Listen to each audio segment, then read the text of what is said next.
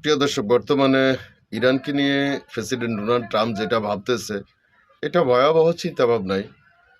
যুদ্ধের হুমকি যেমন তেমন, সবচেয়ে যে বড় যে হুমকিটা, আয়াতুল্লাহ আলী খামেনিকে সরিয়ে নেওয়া যায়। আর দ্বিতীয় হলো তার ছেলে মোস্তফা খামেনি টার্গেট। আচ্ছা, আমেরিকা যদি ভাবে যে এটা ভেনেজুয়েলার প্রধানমন্ত্রী ওই যে মাদুরো, সেটা কি সম্ভব? ইরানের যে আইআরজিসি, যে খামেনির প্রতিরক্ষার যে বলয় যে গার্ডগুলো, এরা ইন্টারনেট চালিত কোনো মোবাইল ব্যবহার করে না।